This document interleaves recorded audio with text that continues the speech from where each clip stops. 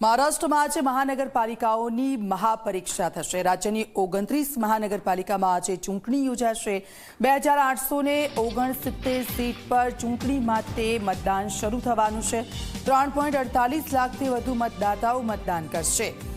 39,092 મતદાન કેન્દ્રો પર આ ચૂંટણી યોજાશે। 15,908 ઉમેદવારો ચૂંટણી મેદાનમાં ઉતર્યા છે। મતદાન કેન્દ્રો પર પોલીસનો ચુસ્ત બંદોબસ્ત ગોઠવાયો છે। મહત્વનું છે કે મહારાષ્ટ્ર મહાનગરપાલિકાની ચૂંટણીને વર્ષ 2029માં આવનાર વિધાનસભાની ચૂંટણીનું સેમી ફાઇનલ માનવામાં આવી રહ્યું છે। ઉલ્લેખનીય છે કે આવતીકાલે ચૂંટણીનું પરિણામ જાહેર થશે।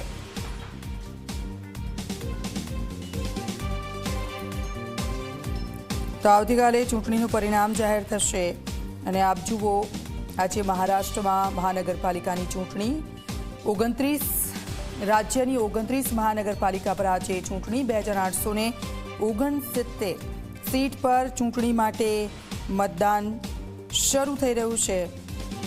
3.48 લાખથી વધુ મતદાતાઓ છે તે મતદાન કરશે। 39,092 મતદાન કેન્દ્રો પર યોજાઈ રહી છે આ ચૂંટણી। તો 15,908 ઉમેદવારો ચૂંટણી મેદાને ઉતર્યા છે અને મતદાનની શરૂઆત વહેલી સવારથી લોકો ત્યાં પહોંચી રહ્યા છે, પોતાનો મત આપી રહ્યા છે। રાજ્યની 29 મહાનગરપાલિકા કે જ્યાં આજે ચૂંટણીનો જંગ જામશે। વોટર્સ છે તે લોકો ત્યાં પહોંચી રહ્યા છે, પોતાનો કિંમતી મત તેઓ આપી રહ્યા છે। એક પછી એક આપ જુઓ આ દ્રશ્યો મેં આપને બતાવી રહ્યા છે। 39,092 મતદાન કેન્દ્રો છે અને આ ચૂંટણીનો જંગ જે રીતે જામવાનો છે તેને સેમીફાઇનલ માનવામાં આવી રહી છે આવનારી જે વિધાનસભાની ચૂંટણી છે તેનું, અને આવતીકાલે ચૂંટણીનું પરિણામ જાહેર થશે।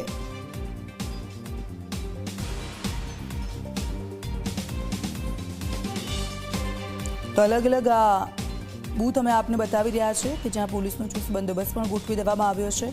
સાથે સચિન અને તેના પરિવાર છે તે લોકોએ મતદાન કર્યું।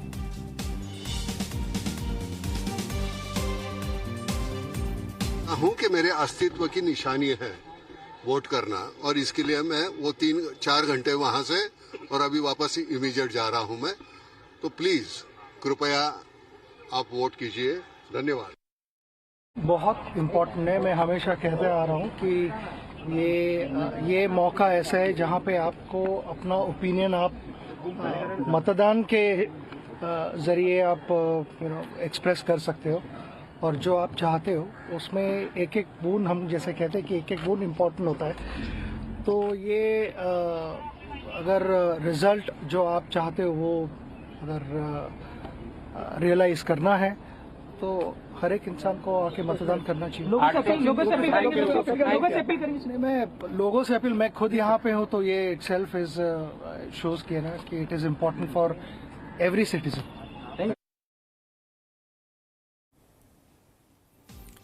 તો મહારાષ્ટ્ર મહાનગરપાલિકાની આ ચૂંટણી કે જેને લઈને એક પછી એક મતદાતાઓ છે, જે સેલિબ્રિટીઓ છે તેઓ પણ જઈ રહ્યા છે વોટ આપવા માટે। વહેલી સવારના આ દ્રશ્યો મેં આપને બતાવી રહ્યા છે।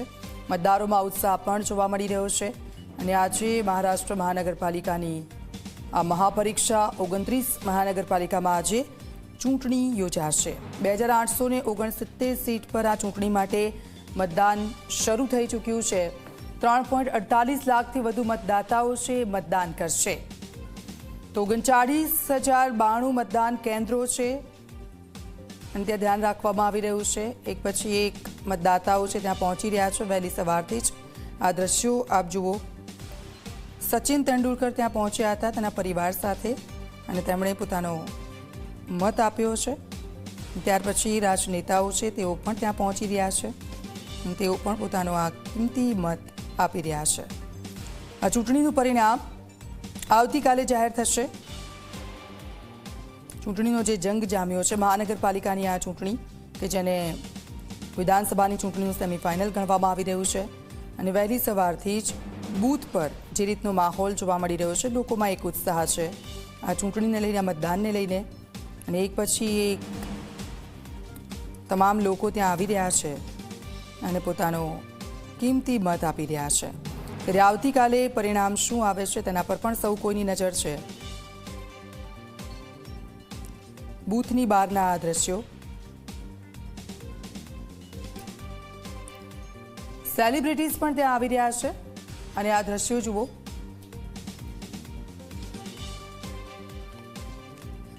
સંગીતકાર વિશાલ આપ જુઓ એ ત્યાં પહોંચ્યા છે।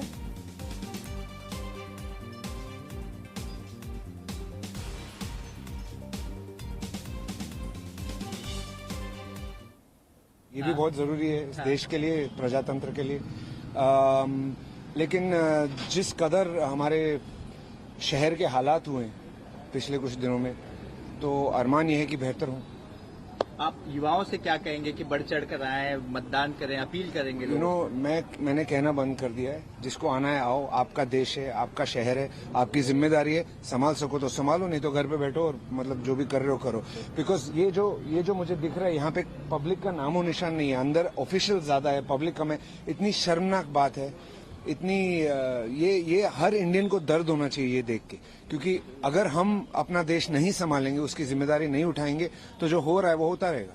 मुंबई में लोगों को दिक्कतें पॉट होल से हैं, ट्रैफिक से है, हवा से है, हाँ। सारी समस्याएं हैं। तो ऐसे में क्या आप एक्सपेक्ट कर रहे हैं कि जो जीत कर आए, पहले किन मुद्दों पर उसका ध्यान ज्यादा जाए?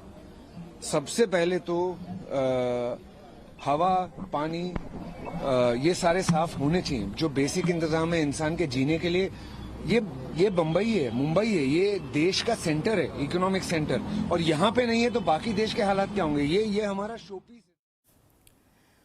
તો જે રીતે મતદાન માટે લોકો આવી રહ્યા છે, વહેલી સવારથી લોકોમાં એક ઉત્સાહનો માહોલ જોવા મળી રહ્યો છે। અમારા સંવાદદાતા અશ્વિની પાંડે અમારી સાથે લાઈવ જોડાઈ ગયા છે। સીધા જે દ્રશ્યો તેમની પાસેથી જોઈશું। અશ્વિनी, आज का जो चुनाव है, सब लोग वहाँ पे पहुँच रहे हैं, बूथ पे कैसा माहौल है? और इस बार पैटर्न में भी चेंज किया गया है, तो क्या उसकी असर पड़ने वाली है?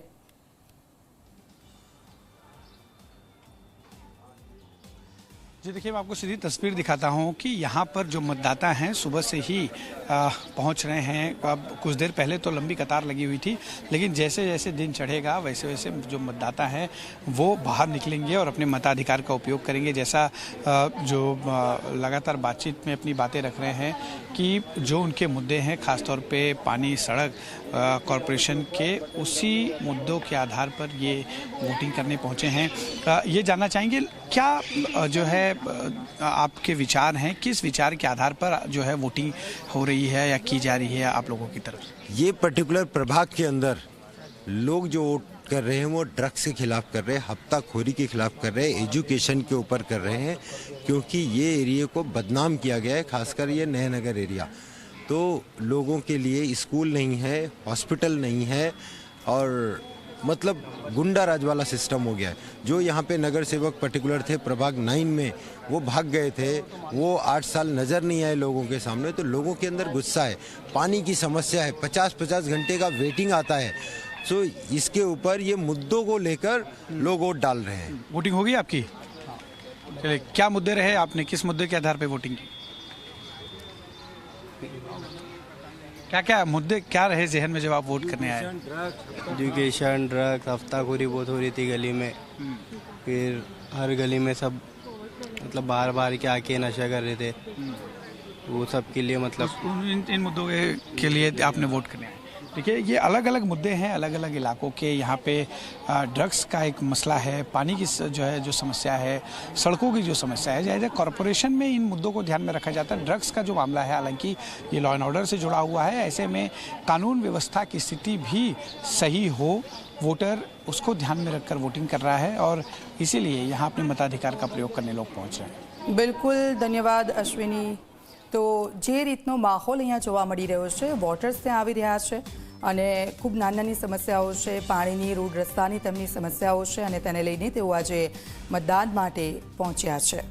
જે લોકોએ કામ કર્યું છે તેના માટે તો સારું છે, પરંતુ જે લોકો દેખાયા નથી, કામ નથી કર્યું, જનતા વચ્ચે નથી રહ્યા, તે લોકોને આ વખતે તકલીફ પડી શકે છે।